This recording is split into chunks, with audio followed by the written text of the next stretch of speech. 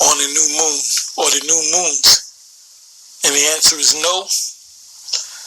The new moon or new moons and Sabbaths are the same. The new moon is nothing but a Sabbath or a Sabbath of rest. So you have the new moon, then you have after that day, the new moon, which comes in on evening to evening, and then you have 6 days where you can work, and on the 7th is a Sabbath of rest. So you have a Sabbath one week, a Sabbath the next week, a Sabbath the next week. So it works out to 4 Sabbath, and then you have the new moon, which is around that same time. So if you go to this was the question that was asking me, can we cook on the new moons? And I said no. And that goes for the new moons and the Sabbath. So what I did was I put in the word new moon, or the term, or the words new moon, new moons, and also Sabbaths. Now we should all know what the Sabbath is. Matter of fact, let me just go right to the precepts, because the precepts in the scriptures pretty much explain what the new moons and the Sabbaths are. I don't have to do a lot of talking on it. Anyway, this is 1 Chronicles 23, verse 31.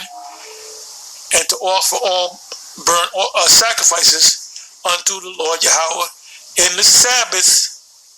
And we know what the Sabbath is. You don't cook on the Sabbath. You don't work on the Sabbath. So in the kingdom of heaven, Esau or any of the other nations they will have a day of rest, including Esau. Nobody's going to be working on that day. So Esau and the other nations, they will look forward to the Sabbath days, the high holy days, and the new moons, because they'll be able to rest. And the scriptures say that they're going to partake in the high holy days as well. It tells you that in Zechariah 14. It speaks about the tabernacles, Feast of Tabernacles, where all the nations will have to follow that. So they're going to have to follow the Sabbath, the new moons, the various feast days, the high holy days. So let me read that again. 1 Chronicles 23, verse 31. And to offer all burnt sacrifices unto Yahweh in the Sabbaths, in the new moons, and on the set feast. And I just said that. Passover is a set feast. When does the Passover come in? It comes in on the second Sabbath. So your starting point is a new moon, which is known as Abib, which is the beginning of the year, which comes in. Well, actually, we're in the time of the Abib coming in, which in 14 days from there at evening, going into the 15th day, is the Sabbath, is the Passover. So it says, I'm gonna read it again. 1 Chronicles 23, verse 31, and to offer all burnt offering or sacrifices unto. Now, will there be sacrifice in the kingdom? Yes, there'll be sacrifices in the form of offerings, like the Passover is a sacrifice. You sacrifice that lamb. But now, will that be sin or sacrifice for sin? No, because Israel will not commit sin.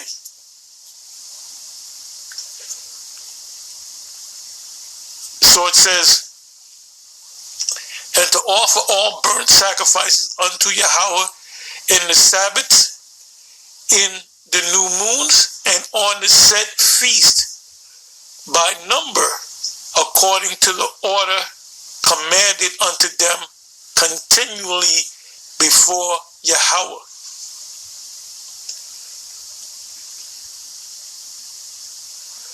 This is 2 Chronicles 2, and Chronicles is a Greek word meaning time, history, or record. It says 2 Chronicles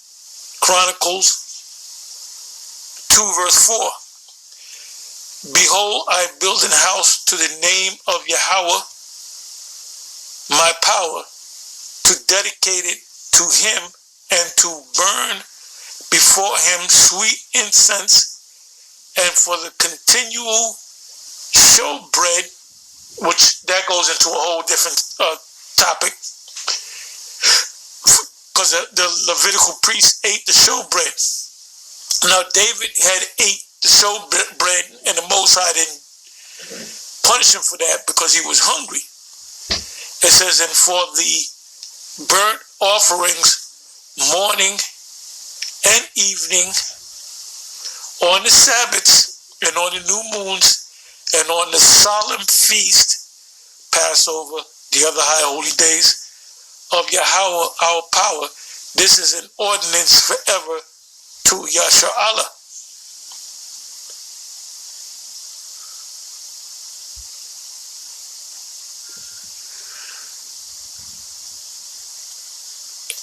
Here it is again in 2 Chronicles 8 verse 13. Even after a certain rate, every day offering according to the commandments of Moses on the Sabbath and on the new moons. So the new moon or the new moons are a solemn day, a Sabbath. Besides your regular Sabbath, if you will, the new moon is a monthly Sabbath. So you can't buy or sell, you can't work on the Sabbath. Else I'll be working right now. It says, so I couldn't work yesterday, neither can I work tonight, neither can I work tomorrow, because usually before camp, I would go out and work a couple of hours. So Sunday would be the next, so-called Sunday is the next day that I would actually work. And then the next Sabbath would be Friday sundown to Saturday sundown. And on those days, I don't cook. I might go to a store and maybe get something from a store earlier that day before the sun go down or whatever. Or I might have something in the refrigerator that's cold, just eat it cold. Or even you can make a sandwich. You can put a sandwich together, drink something from out of the refrigerator or water or whatever, and that's it. It says, and this is the best day. This is the Sabbath. Actually, this is the new moon. We're in the new moon. This is the best time to really meditate on the scriptures and to do your videos.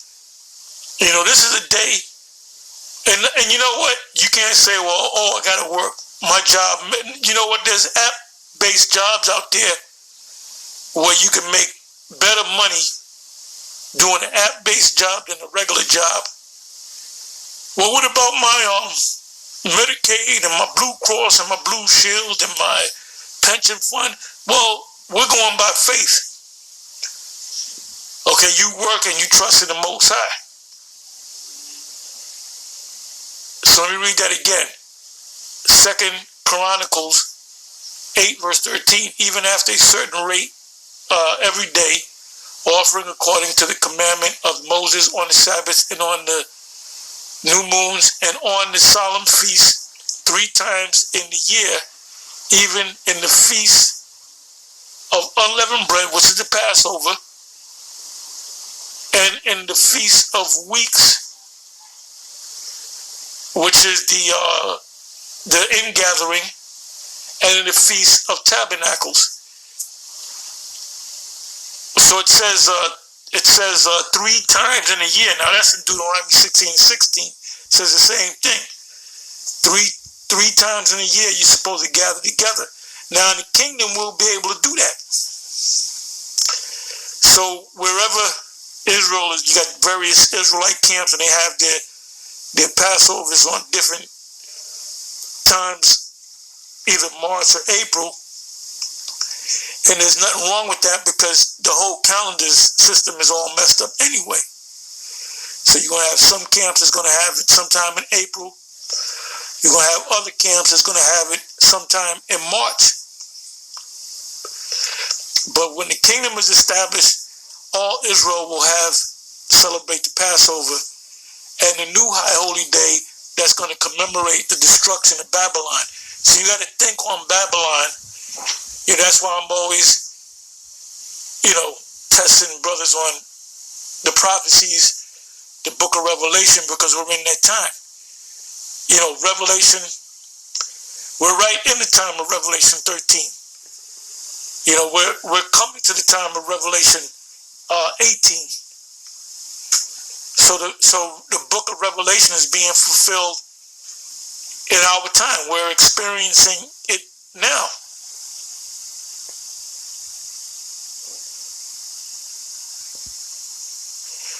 Here's another one, 2 Chronicles 31 verse 3.